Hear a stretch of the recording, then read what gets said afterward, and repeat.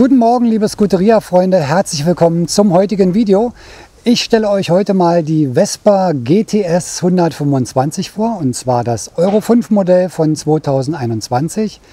Ich werde mal so ein bisschen auf die Änderungen eingehen, was sich zum Vorjahresmodell geändert hat und auch vielleicht mal so ein paar Unterschiede zum 300er Modell, was ich euch ja meistens bei Scuderia vorstelle. Also heute vielleicht mal so ein bisschen Details dazu, auch noch eine Testfahrt am Ende, um mal zu sehen, wie sich die 125er jetzt mit den Neuerungen des Euro 5 Modells fährt.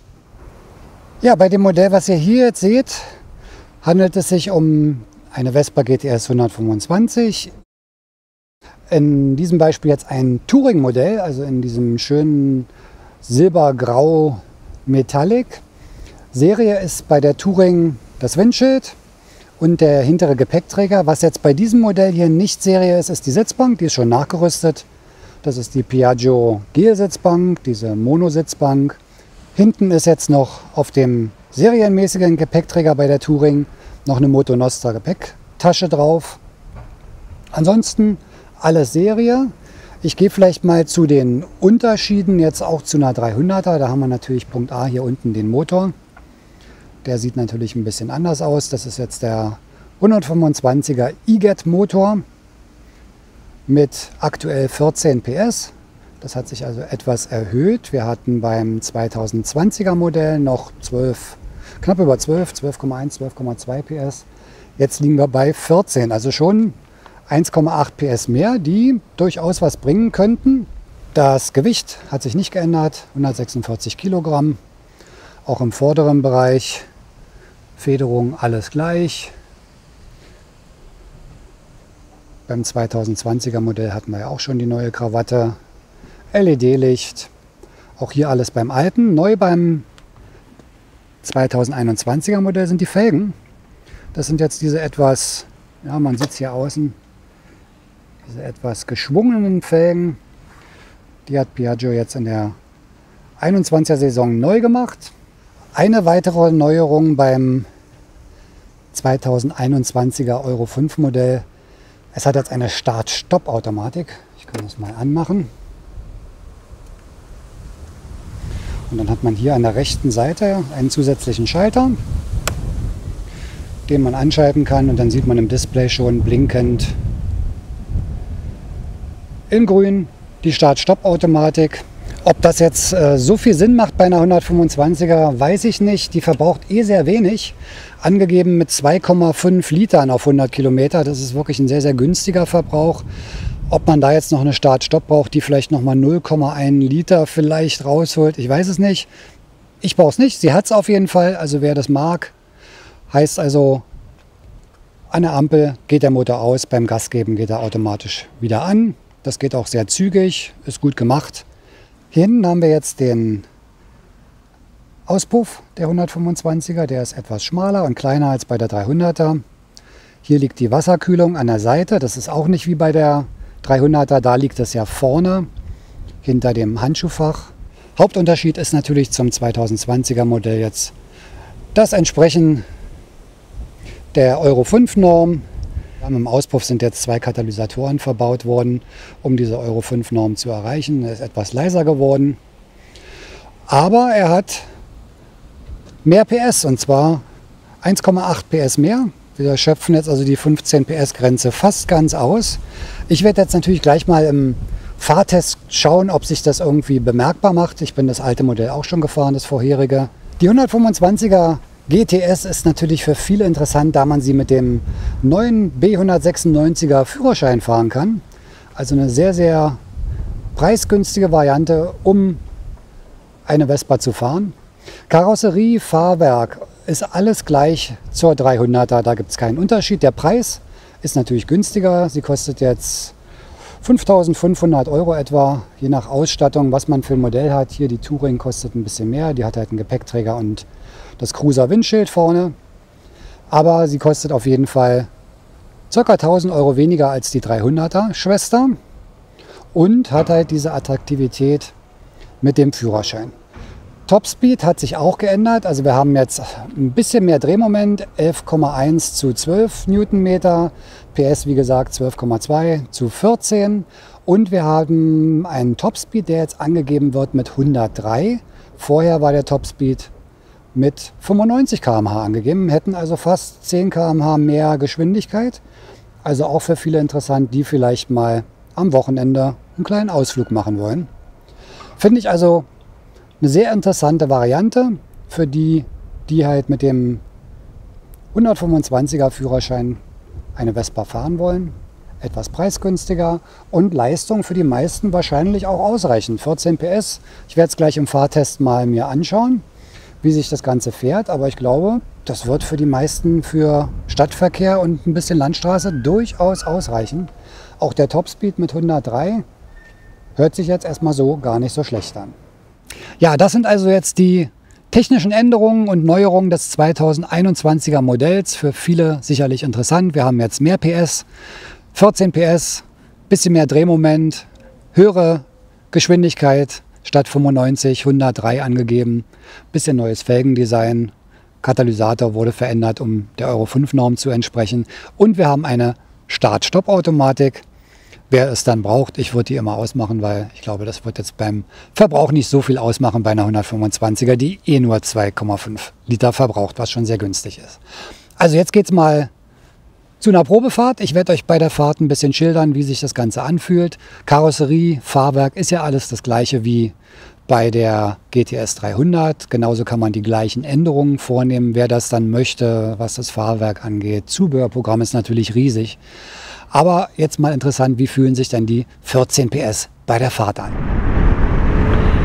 So, dann nehme ich euch mal mit zu einer kleinen Testfahrt mit der Vespa GTS 125, dem 2021er Modell. Also was das Fahrverhalten jetzt angeht, da hat sich natürlich nichts geändert. Die Karosserie ist gleich, das Fahrwerk ist gleich. Da ist also nichts abgeändert worden.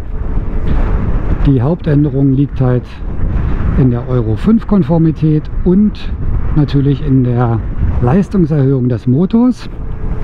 Denn wir haben jetzt sage und schreibe 14 PS statt vorher 12 PS. Das kann schon ein bisschen was ausmachen, man merkt es auch. Was so das Annehmen des Gases angeht, da liegt schon ein bisschen mehr Druck hinter. Also sehr, sehr angenehm zu fahren, auch ein sehr homogener Motor, also ganz laufruhig. Geräuschentwicklung sehr, sehr angenehm, sehr niedrig. Straßenlage wie bei allen GTS-Modellen, gerade in der Stadt wirklich sehr gut, extrem wendig durch die 12 Zoll Bereifung. Sitzposition gut, Sitzhöhe ist hier 790 mm. Dann natürlich viel Stauraum zwischen den Beinen, hinten auf dem Gepäckträger, man bekommt wirklich eine Menge unter. Also fährt sich ganz, ganz angenehm. Ich hatte mal die 125er Primavera, die ja von der Karosserie etwas kleiner ist, auch noch weniger PS hat. Da muss man sagen, fährt sich die 125er GTS definitiv besser, die große. Ein ganz, ganz tolles Fahrzeug, gerade für die Stadt, auch so ein bisschen Überland. Ich werde gleich, wenn ich das nächste Mal stehe, mal kurz so aus dem Stand hoch beschleunigen auf 50.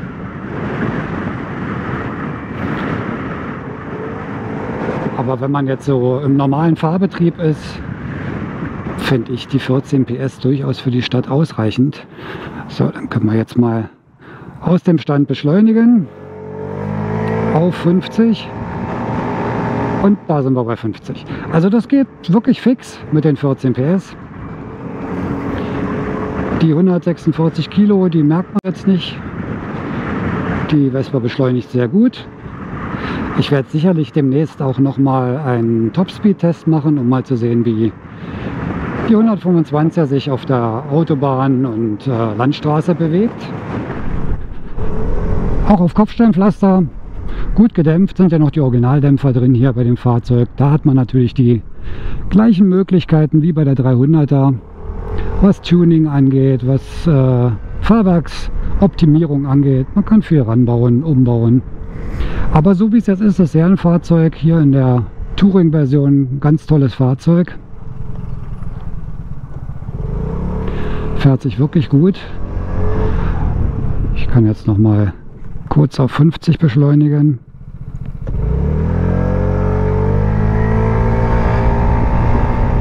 Und 50.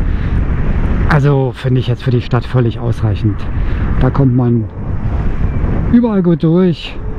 Topspeed mit über 100 km/h jetzt auch sehr gut. Also da kann man auch wirklich mal auf der Autobahn fahren. Kurze Strecken ist natürlich nicht so angenehm, da man ja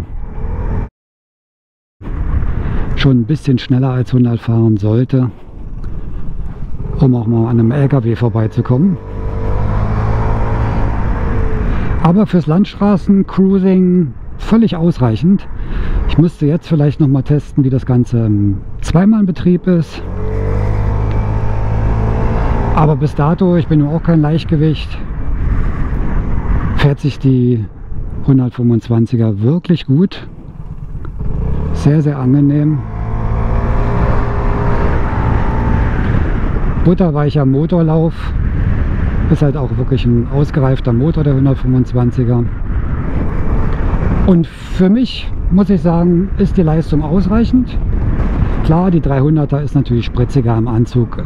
Passiert da schon einiges mehr mit den über 24 PS. Aber für die Stadt- und Landstraßenausflüge absolut top. Die 125er macht wirklich Spaß. Hier die Farbe finde ich auch wunderschön. Dieses Grau Metallic. Sehr, sehr klassische Farbe bei der Touring-Version. Also ganz, ganz schick.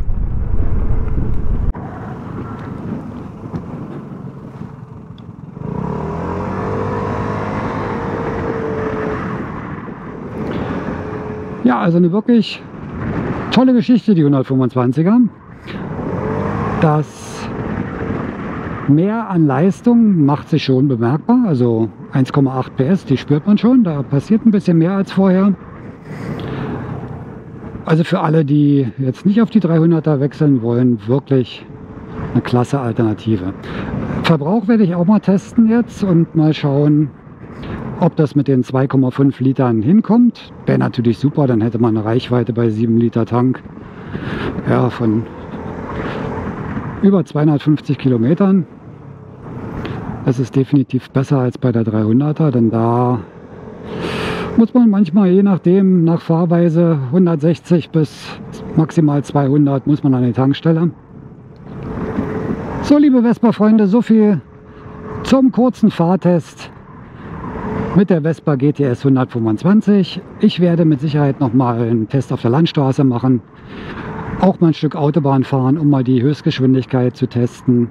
Aber bis dato kann man sagen, was jetzt so das Mitschwimmen im Stadtverkehr angeht, gar keine Probleme. 14 PS völlig ausreichend. Der Motor läuft sehr kultiviert, ganz weich, ganz angenehm auch in der Beschleunigung. Also die 1,8 PS mehr, die machen sich auch bemerkbar. Also jedem, der eine 125er kaufen will, dem ist die Vespa auf jeden Fall zu empfehlen. Wer auf die Optik steht, hat natürlich alles ein bisschen seinen Preis, kostet 5.500.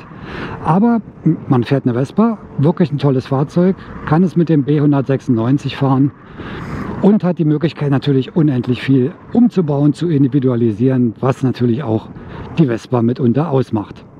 Gut, so viel erstmal von der Testfahrt. Ja, liebe Scuderia-Freunde, das war's für heute mit der Vorstellung der Vespa GTS 125, dem 2021er Modell. Ich hoffe, es hat euch gefallen. Wenn ja, wie immer, gerne einen Daumen nach oben hinterlassen. Auch den Kanal abonnieren wäre super. Wenn ihr Fragen habt, gerne unten in die Kommentare reinschreiben. Ansonsten bleibt gesund, fahrt vorsichtig. Wir sehen uns nächste Woche. Bis dann. Ciao.